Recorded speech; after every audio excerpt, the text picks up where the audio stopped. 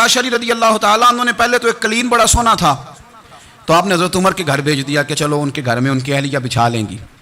کہیں سے تحفہ آیا، پھر وہ جس کمرے میں مال غنیمت اور خزانہ رکھا جاتا تھا اس کی صفائی کر رہے تھے تو ایک دینار مل گیا، تو وہ دینار بچے سارے جا رہے تھے، تو ان میں سے حضرت عمر کے ایک بیٹے کو چھوٹے کو بلایا اور بلا کے کہا پتر یہ دینار لے لو۔ حضرت عمر نے دیکھا کہ بیٹے کے ہاتھ میں دینار بھی ہے اور گھر میں قالین بھی ہے، ایک موقع پہ وہ قالین کیا، ایک موقع پر بچے کو ایک دینار دیا، تو حضرت عمر اپنی اہلیہ سے پوچھنے لگے یہ کہاں سے آیا قالین؟ کہا جناب ابو موسیٰ عاشری رضی اللہ تعالیٰ عنہ نے بھیجا ہے۔ بیٹے سے پوچھا دینار کہاں سے آیا؟ کہا مجھے انہوں نے ہی دیا ہے۔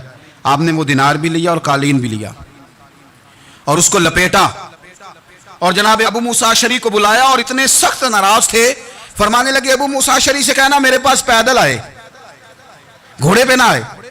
اور جب آئے حضرت ابو موسیٰ عاشری تو جناب عمر اتنے ناراض ہوئے کہ وہ قالین لپیٹ کے تو ان کے سر پہ مار دیا۔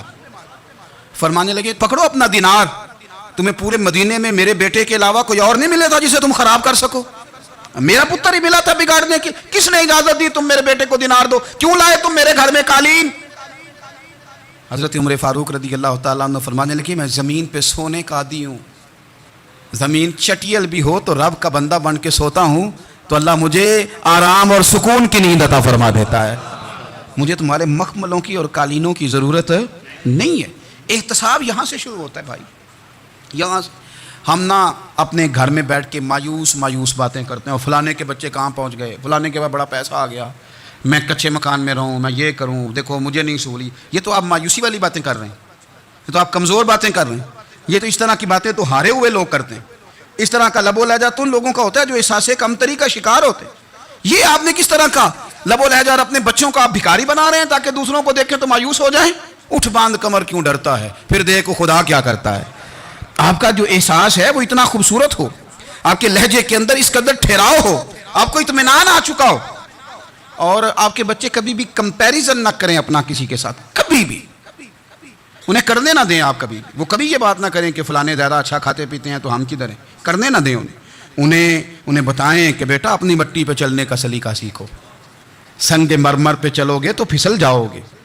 ان کو بتائیں کہ جو تمہارے پاس ہے یہ خدا کا عطیہ ہے، اسی پر تم نے قناعت کرنی کبھی بھی۔ حضرت زید بن حارثہ سے نبی پاک صلی اللہ علیہ وسلم کو بڑا پیار تھا، پھر ان کے بیٹے حضور کے غلام زادے حضرت اسامہ بن زید کے ساتھ بھی حضور بڑا پیار کرتے تھے۔ لیکن یہ تو مسلمہ حقیقت ہے نا کہ عظمت اور شان تو سیدنا فاروق اعظم کی زیادہ ہے۔ امت کا اتفاق ہے کہ نبیوں کے بعد سب سے بڑا درجہ جناب صدیق اکبر کا، اور پھر اللہ نے مقام عطا کیا حضرت فاروق اعظم کو، یہ بڑے لوگ تھے۔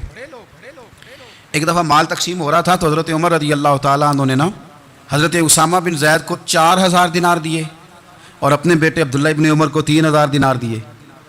تو حضرت عبداللہ ابن عمر گھر جا کے کہنے لگے ابا جی اسامہ میں وہ کون سی خوبی ہے جو میرے اندر نہیں، اور اسامہ کے باپ میں وہ کون سی خوبی ہے جو آپ کے اندر نہیں۔ تو حضرت عمر کی عاجزی دیکھیے، حالانکہ بالاتفاق دنیا جانتی ہے کہ جناب عمر فاروق رضی اللہ تعالیٰ عنہ افضل ہیں، پھر بھی پتہ اپنے بیٹے سے کیا کہتے ہیں؟ فرماتے ہیں او سن یار، وہ خدمت گزار ہیں نبی پاک کے، وہ بھی حضور کے گھر میں ڈیوٹی کرتے، نوکری کرتے، اور ان کے بیٹے بھی حضور کی نوکری کرتے، یہ خدمت گزار ہیں۔ فرمانے لگے اگر تو نے پوچھ لیا تو سن، پھر میری تو رائے یہ ہے کہ تیرے سے زیادہ اسامہ بن زید حضور کی نظر میں پیارے ہیں، اور اسامہ کا باپ تیرے باپ سے زیادہ نبی پاک کا پیارا ہے۔ کوئی کمپیریزن کرنے نہیں دیا، بچوں کو کسی ایسی جگہ کھڑے ہونے نہیں دیا، فرمایا یہ وجہ ہے، یہ انداز ہے کہ تو زیادہ پیارا ہے۔ حضرت عمر فاروق رضی اللہ تعالیٰ عنہ پسند نہیں کرتے تھے، ذرا برابر بھی پسند نہیں کرتے تھے کہ کوئی شخص اور مال آتا تو اپنے رشتہ داروں کو نوازنے سے بچتے۔ مال غنیمت آتا ہے نا، ہمارے ہاں تو اللہ خیر کرے جب کوئی بندہ کونسلر بنتا ہے، چیئرمین بنتا ہے، تو ٹھیکہ کس کو دیتا ہے؟ کوئی چلو بھتیجا مل جائے، کوئی بھانجا مل جائے، کوئی چھوٹا بھائی، اسے بھی کام مل جاتا ہے ساتھ۔ نوازنے پہ لوگ آتے ہیں تو وہ تلاش کرتے ہیں کہ کہاں کو میرا ہے، وہ ٹینڈر ہی ان کے نام کے پاس ہوتے ہیں جن کی طرف ذرا نظر کرم زیادہ ہوتی۔ حضرت عمر فاروق مال تقسیم کر رہے تھے تو بیٹی آگے کہنے لگی ابا جی رشتہ داروں کا بھی حق ہوتا ہے، آپ سب کو دیتے ہیں، آپ کے قریب ہی نہیں آتے۔ تو حضرت عمر فاروق نے کیا لفظ کہے، کیا حقیقت ہے، کیا حسن ہے۔ فرمانے لگے پتر یہ مال تیرے باپ کا نہیں مسلمانوں کا ہے، جب تیرے باپ کا ذاتی مال ہوگا تو اپنے رشتہ داروں